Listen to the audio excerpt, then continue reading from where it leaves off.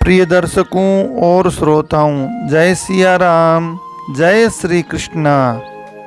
मैं हाजिर हूँ आपके सामने दिनांक 25 अक्टूबर 2021 वार सोमवार का दैनिक पंचांग लेकर। दैनिक पंचांग में आप रोज सुनते हैं तिथि, वार, योग, नक्षत्र, करण, भद्रा, दिशाशूल, व्रत, पर्व, त्योहार और चौगड़िया मुहूर्त की विशेष जानकारी। मुझे उम्मीद है कि दैनिक पंचांग सुनने से आपको किसी न किसी रूप में जरूर ही लाभ प्राप्त होगा। मानव स्वभाववश यदि किसी प्रकार की भूल हो जाए, त्रुटि रह जाए तो उसे क्षमा करेंगे आप सब, ऐसी मेरी उम्मीद है।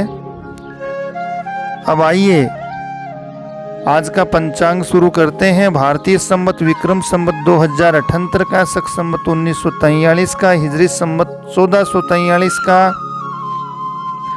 संवत का नाम राक्षस नाम का संवत्सर है। सूर्य भगवान दक्षिणायन में चल रहे हैं। आज सुबह 6:36 पर सूर्य उदय होंगे। सायंकाल 5:46 पर सूर्य भगवान अस्त हो जाएंगे। ऋतु इस समय हेमंत ऋतु चल रही है। चंद्रमा की बात करें तो आज वृषभ राशि में चंद्रमा रहेंगे दोपहर 2:30 बजे तक, बाद में मिथुन राशि में है। चंद्रबल है आज जिन राशियों को वे हैं वृषभ राशि, कर्क, सिंह, वृश्चिक, धनु, मीन की राशि वालों को लिए आज चंद्रमा शुभ है, चंद्रबल रहेगा। विशेष कार्य करते हैं, चंद्रबल देखते हैं, अपने जन्म नाम से या प्रसिद्ध नाम से चंद्रमा देखना चाहिए। भारतीय महीना कार्तिक महीना चल रहा है। पक्ष कृष्ण पक्ष है। तिथि आज पंचमी है। नक्षत्र मृगशिरा है। योग परिग योग, करण कोलव।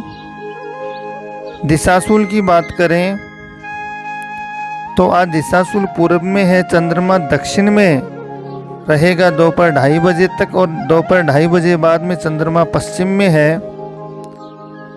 धर्मशास्त्र कहते हैं कि दिशाशूल पीठ पर या बायां श्रेष्ठ होता है, चंद्रमा सामने या दाहिना श्रेष्ठ है।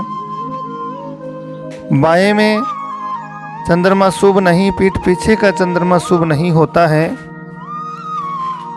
विशेष यात्राएं दिशाशूल और चंद्रमा देखकर ही की जाती हैं। भद्रा आज नहीं है, पंचक भी आज नहीं है। चौगड़िया मुहूर्त की बात करें तो अभिजीत रहेगा दोपहर 12 से 1, जो शुभ और श्रेष्ठ है। राहु काल रहेगा सुबह 7:30 से 9 बजे तक, जो शुभ नहीं है। राहु काल का समय शुभ नहीं होता है। इस समय में कदापि कोई शुभ कार्य नहीं करना चाहिए। अब बात करेंगे हम चौगड़िया मुहूर्त की। चौगड़िया मुहूर्त आज रहेगा सूर्योदय से 8 बजे तक अमृत का चौगड़िया, 8 बजे से 9:23 तक काल का, 9:23 से 10:47 तक शुभ का चौगड़िया, 10:47 से 1:34 तक रोग और उद्योग का चौगड़िया, 1:34 से सायंकाल 5:44 तक चर लाभ अमृत का चौगड़िया रहेगा। चर लाभ अमृत शुभ और अभिजीत ये शुभ रहते हैं। रोग उद्योग काल राहु काल का समय शुभ नहीं रहता है, ये धर्मशास्त्र का कहना है। कार्तिक महीने के व्रत पर्व त्योहारों की बात करें तो 21 अक्टूबर से 19 नवंबर तक कार्तिक महीना माना गया है, जिसमें कृष्ण पक्ष के जो व्रत पर्व त्योहार हैं उनमें 28 अक्टूबर को अहोई अष्टमी का व्रत रहेगा और गुरु पुष्य योग भी है। 1 नवंबर रमा एकादशी का व्रत है गोवत्स द्वादशी है। 2 नवंबर धनतेरस है। धन त्रयोदशी का ये पर्व दीपावली का 5 दिन का दीपोत्सव पर्व यहीं से प्रारंभ होता है। आयुर्वेद चिकित्सा पद्धति के जो अधिष्ठात्री देवता है धन्वंतरी जी महाराज, उनका प्राकट्य महोत्सव इसी दिन मनाते हैं सभी वैद्य चिकित्सालयों में। और धन्वंतरी महाराज की पूजन करके सभी स्वस्थ निरोगी काया सबको प्राप्त हो ऐसी कामना करते हैं। यम दीपदान इसी दिन है, प्रदोष व्रत भी इसी दिन है। 3 नवंबर बुधवार को रूप चौदस मासिक शिवरात्रि है। भगवान शिव को अति प्रिय है मासिक शिवरात्रि। भगवान शिव की पूजा के लिए विशेष महात्म्य रहता है इसका। 4 नवंबर गुरुवार को शुभ दीपावली का पर्व है। देव कार्य पितृ कार्य अमावस्या इसी दिन है। जी हाँ, माँ भगवती महालक्ष्मी की कृपा हम सबको चाहिए। लक्ष्मी मैया की कृपा से ही सभी सांसारिक सुख हम सब प्राप्त कर सकते हैं। दूसरे शब्दों में कहूँ कि लक्ष्मी की कृपा हो तो इस आर्थिक युग में, इस अर्थ जगत में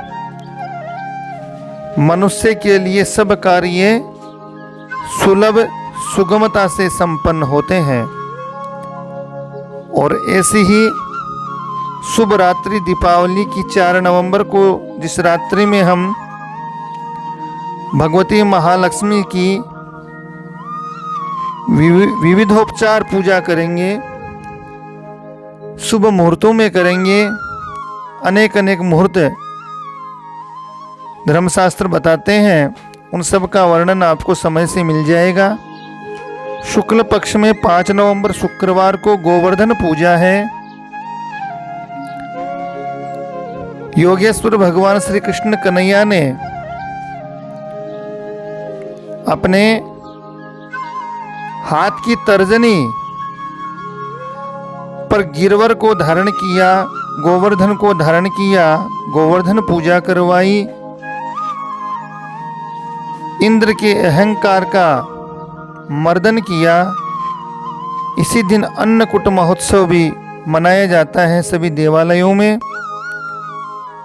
6 नवंबर शनिवार को भाई दूज यम द्वितीया है, बड़ा महात्म्य है भाई दूज का। 8 नवंबर सोमवार को दुर्गा गणपति व्रत है, विनायक चतुर्थी। 9 नवंबर मंगलवार को पांडव पंचमी सौभाग्य पंचमी। 10 नवंबर बुधवार को सूर्य षष्ठी डाला छठ है। 11 नवंबर गुरुवार को गोपाष्टमी का पर्व है, गोप अष्टमी।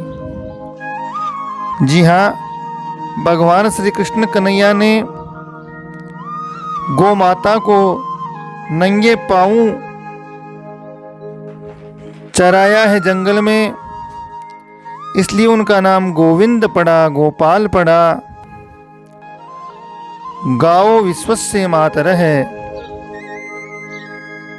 भगवती गौ माता में सभी देवी देवताओं का निवास है।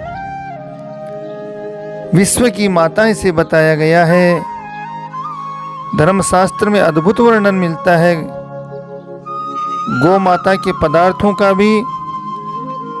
गोमयो वस्ते लक्ष्मी। जी हाँ, इसी दिन हम सब अपने क्षेत्र की नज़दीक की गौशालाओं में जाकर यथाशक्ति दान पुण्य करके गौ माता की पूजा करेंगे, आशीर्वाद प्राप्त करेंगे। इस धरा धरती पर गौ माता का अद्भुत महात्म्य है। गौ माता की सेवा निष्फल नहीं जाती, ऐसा धर्मशास्त्र कहते हैं। दुर्गाष्टमी का व्रत भी इसी दिन है। 14 नवंबर को देव प्रबोधनी एकादशी है। देव उठनी 11 तुलसी विवाह और चतुर्मास इसी के साथ समाप्त हो जाएगा। जी हाँ, भगवान श्री हरि विष्णु का इस दिन प्रबोधन होगा। देव उठेंगे और पृथ्वी लोक पर पुनः शुभ कार्य प्रारंभ होंगे। 16 नवंबर मंगलवार को प्रदोष व्रत है। 17 नवंबर बुधवार को वैकुंठ चतुर्दशी है, व्यतिपात पुण्यम है। 19 नवंबर शुक्रवार को कार्तिक पूर्णिमा है, सत्यनारायण भगवान का व्रत है। कार्तिक स्नान इसी के साथ पूर्ण होगा। चंद्र ग्रहण का प्रसंग भी इस दिन बनता है, परंतु भारत में अदृश्य होने से इसके सूतक आदि के नियम नहीं लागू होंगे, ऐसा धर्मशास्त्र बताते हैं। जी हाँ, चंद्र ग्रहण प्राय भारत में अदृश्य रहेगा कार्तिक शुक्ला पूर्णिमा को। इसी के साथ आपसे नम्र निवेदन है कि आप वीडियो चैनल को लाइक शेयर सब्सक्राइब करें, घंटी का निशान दबाएं, अपना स्नेह प्रेम बनाए रखें। स्नेहजनों, मित्रजनों, परिवारजनों को लिंक शेयर कीजिए। आप सभी को मेरी तरफ से जय सिया राम, जय श्री कृष्णा।